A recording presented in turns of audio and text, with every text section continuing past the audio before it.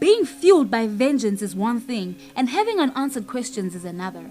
But now falling victim to a system that continues to lie and favor only the corrupt to keep itself rich at the expense of the underprivileged just breeds retaliation from the oppressed. And of course, capitalists and opportunists would take advantage of the cracks and ensure they capitalize on the toxic divisions created by the broken system. Hi, I am Thabi with episode Mzansi. Hang with us as we unpack the brilliance that is Queen Sono. Queen Sono is an award-winning crime drama set in post-apartheid South Africa and the first ever Netflix original in Africa, written and directed by Kagiso Lediga. The story is heavily related to real-life characters, but we'll probably cover that in another video. Queen Sono is really about our main characters going through harsh traumatic experiences with the broken system designed to keep the rich richer and the poor poorer. Just like in real-life Africa, the Queen Sono universe is run by greed and stomach politics. In 1948, the apartheid government takes over and rules South Africa. Because the apartheid government is so gruesome, retaliation groups like the MK and PAC are formed to combat the brutality that the government imposed on non-whites, non-Europeans they would say. The apartheid regime establishes an arm that they named Koperasi, that is their secret hitman. As the word suggests, these people would spy on, torture and or kill freedom fighters and hunted those who were in exile all over the globe. As the story goes, freedom comes eventually, but at the expense of a little girl in Soweto and her mother Safia Sono, played by Laura Van Vogel. See, Safia is a struggle hero in the MK who believes that the new South Africa should share in the riches, as she is a humanitarian and she is willing to fight for what she believes in. She is a great leader, incorruptible one would say, someone who could have been deputy president of the new South Africa. But unfortunately, those who are looking out for the Western economic interests and control of African resources were nauseated by the idea of a socialist South Africa. Let's not forget the racist and sexist division in the political party that wouldn't allow a colored woman to be in a position of power. They find those freedom fighters who are weak-willed and do the first greatest act of bribery that would later cascade into a long line of bribery fat cats.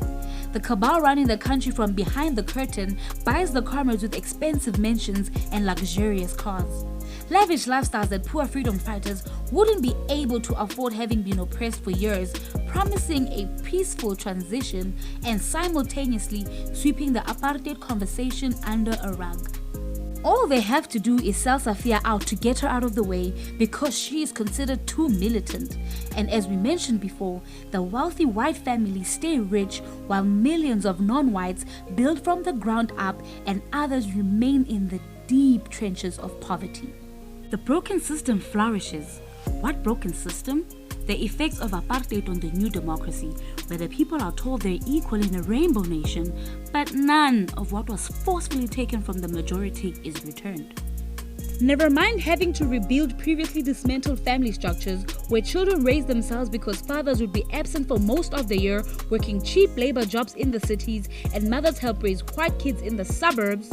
With all these sacrifices, children like Shandu Magwaza, played by Vuyo Dabula, would still walk barefoot to school living in poverty. Meanwhile, there are families whose livelihoods are funded by the government like the Straight Arms. So much for equality. Anyway, the whiskey-loving class clown Safia is labeled a terrorist, banned and subsequently left out of the negotiations of the new government. Through the joint operation of the CIA, MI6 and the Koperasi, her favorite hangout spot with her daughter is watched. One day as they play with bubbles, the usual move, a gunshot cuts through their joy, followed by the screeching of tires as Safia takes her last breaths in front of her kid. We wouldn't want to speculate about Nana's involvement, but it seems pretty convenient that she's there to carry Safia's 5-year-old daughter Queen from the scene of her mother's death. Nana Rakau, played by Koni Chume, is Safia's best friend and fellow comrade who is later deployed into the tech business sector when democracy comes. She takes over guardianship over Queen and raises her alongside her own daughter Miriro. You're probably wondering where Queen's father is, right? Well, Queen Sono, played by Chamano Sebe, is a definition of an absent father. And son, really. Notorious for being a criminal, which begs the question, what would the incorruptible freedom fighter Safia be doing with a sgebenga? But that's beside the point. He hardly makes contact with any of his family, not even his own mother Zandile Mazet Sono, played by Abigail Kubeka.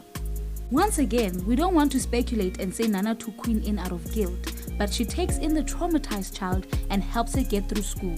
Of course, Queen doesn't come without her own difficulties. Being a witness to her mom's assassination really messed with her mental health, and just like any misunderstood kid, she acts out. I'm talking carjackings, fights, expulsions from different schools. Her friend William Chakela, played by Katura Maburana, even has to bail her out of jail when she's 16 years old. Queen later recklessly uses William as her personal therapist since he becomes a certified shrink instead of getting actual psychological evaluations for work. Even though Queen lost her mother and has a deadbeat dad, she is never alone, even when they can be very insensitive towards her. Her mother's ex-lover, Dr. Sidwell Isaacs, played by Sichaba Morojele, is among those who keep watch over her. Sid was also a freedom fighter in the MK, and he later joined the Koparasi in 1993. When Queen, played by Pearl Tusi, is of age, he lets her train for the newly revamped Koparasi since he's chief director, but assigns her to a tedious desk job that she hates. Check this out, yeah? So when President Nelson Mandela comes into power in 1994, he hopes to take over and clean the Koparasi to use for good and renames it Special Operations Group, aka SOG, South Africa's intelligence agency. What is the importance of the SOG, you ask? Well, the SOG basically surveils the African continent by sending spies to ensure the system doesn't tip into war mode. They're designed to keep Africa in peace with South Africa. That means nothing should ever threaten their newly found democracy. Threats such as the Watuwema Brigade, that's meant to end the white man's influence in Africa, formed by the ex-SOG spy Shandu after he is radicalized by the death of his partner Ulrich Gavenda, played by Venetian Arumugan, back in 2015 when Jazil Malunga, played by James Noble, was still deputy president. Like we said, bribes are the order of business. After investing a measly 50 million rands, the England-based energy business representatives returned to Malunga for an update about the nuclear deal, where Nana and Dr. Sid sent SOG spies as fake security detail, Queen's first field mission. Malunga surely pays for his deceit and double dealings with a rival company and suffers the consequences as bullets fly under the M1 double-decker bridge in Johannesburg. He probably peed his pants, but rather that than someone's brains. I mean, it's just a damn pity that her first mission ends with Ulrich's blood splattered all over her face. I'd see Bubbles too. Speaking of which, how many times do you think Bubbles appeared throughout the series? Can you guess? We will give you the answer at the end of the video to see if you got it right. With a number of pending corruption cases, Malunga still manages to threaten his way to presidency by trying to pin the attack on his life by his English friends on the innocent President Eusebius Gumede, played by Silomake Gangube, forcing him to step down. Which makes us think that the SOG is useless and shady. They got the intel that can save the president and prevent the election of a corrupt one, yet Malunga sits comfortably in power and has the Greek Christopoulos cabal, amongst others, backing his political moves. Anyway, Queen's boyfriend Shandu, who still carried the trauma of losing his older brother Katu, quits the SOG when Dr. Sid doesn't use the intel they got, so at this point, Queen is also close to quitting because she doesn't want to die. Dr. Sid begs her to come back because of just how badass she is. I mean, what else could she do? She had refused Shandu's offer to become Madam Watuwema. Queen, or Agent QS2102, and her partner Frederick Azadi, played by Loyiso Madinga, get deployed all over Africa to investigate and get intel on potential threats. While this is happening, they're also doing their own investigations. Queen is trying to find her mother's killer, and Fred is in search of his little sister Marie. Let's back up a few years. In 2007, the young Fred, growing up in the Democratic Republic of Congo in a village called Goma, experiences a trauma that scars him for life. Not that scar. Adam Busingwa, played by Ronald Mkwanazi, and his goons violently barge into the Kazadi home, guns blazing, and murder his parents and abduct 8-year-old Marie, leaving Fred alone in the pool of their parents' blood. Though we may not know the details of how, Fred makes it through school and becomes a tech genius who gets the attention of the SOG when he hacks an insurance company. They recruit him and he becomes Queen's on-the-field partner, providing tech support. He even encounters a repentant Adam at one of the missions, probably planning to blow his brains out, but he forgives him. And I'm like, what about Marie? Anywho, although Queen is a really talented agent, she is what we would describe as sloppy. And that's because most of her missions are mainly reconnaissance missions that she escalates into loud fights. not to mention her selling of government cars to make an extra buck for the finer things in life. Where Queen is, people get killed. Exhibit A is the mission that gets Elton Davenport, played by Stephen Wade, killed. A bunch of other people kicked the bucket that night, but whatever. Elton, aka Vitali Gromov, whose death is faked at 18 years old after he is supposed to be thrown in jail for his bad run-in with the law, takes over operations at his father's private military company Superior Solutions, despite being the youngest of the Gromov children. He begins dealing weapons illegally to terror groups such as the Boko Haram and Al-Shabaab, which leads to the friendship between him and Shandu. You know, Elton selling Shandu stolen Superior Solutions weapons and take for the Watu Wema, so Superior Solutions blips into SOG's radar. Queen's mission goes absolutely sideways when she gets caught out in her lie, and the shooting starts with Rodney Masimba, played by Pisin Zirawa, a recently convicted war criminal. He kills Elton, Victor's only viable heir, while Queen makes her escape. His older sister Ekaterina Gromova, played by Kate Licorice, who had been sidelined her whole life for being female, takes over reins after she kills her father. Viktor the Butcher of Lesky Gromov, played by Viktor Kuznetsov, is a misogynistic traditional Russian military man who would have never, and I mean never, let Ekaterina take over the family oligarchy. So she works harder than anyone else to be better, smarter, and stronger. She becomes a shrewd businesswoman, and when her father falls weak with illness and due to Elton's childlikeness, she runs a family business, Gromcorp. She tries to end Shandu and Elton's partnership, only to find out her little bro was killed. She decides to join forces with Shandu, aka the Watu Wema, and together they make disasters that Superior Solutions solves in order to liberate Africa.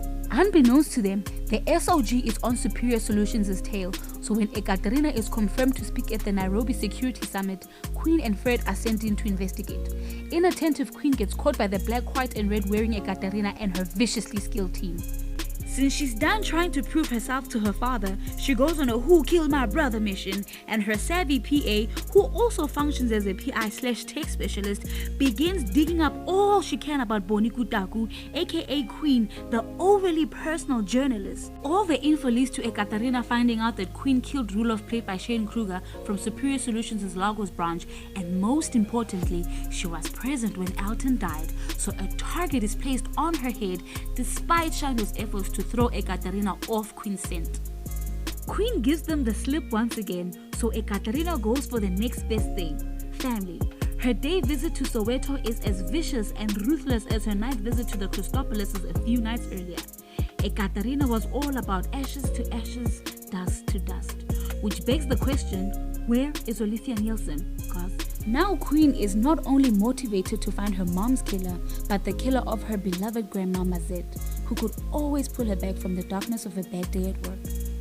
We're curious, since Queen's search for Safia's murderer seems to have hit a brick wall, especially after finding out about the Henrique Strayron, played by Jonathan Pinar, MI6, CIA and the Kuparasi cover, is Queen done looking for the actual trigger man? What will Queen do when she finds out about Magwaza's double agent life as the Watu Wema leader and Ekaterina's lackey? Is Shandu still going to go ahead with being Ekaterina's glorified henchman? Where did Bulabule, played by Otto Nobela, an ex-SOG operative and Shandu's right-hand man, go after he decided he's had enough of their new antics with their collab with, as he calls her, Snow White? Will Fred ever find his little sister? What exactly is Queen Sono's story, and how did Nana find him? What will William's reaction be when he finds out that Queen is actually a spy? I mean, don't you think it is sloppy that Queen left her loved ones vulnerable by not telling them who she really is? Mazette was an open target. Is William next? Will we ever get answers? Well, we actually hope we do, despite Queen Sono being cancelled. Meaning, we understand that the show has been stopped, but we're putting out into the universe that Queen Sono needs to come back.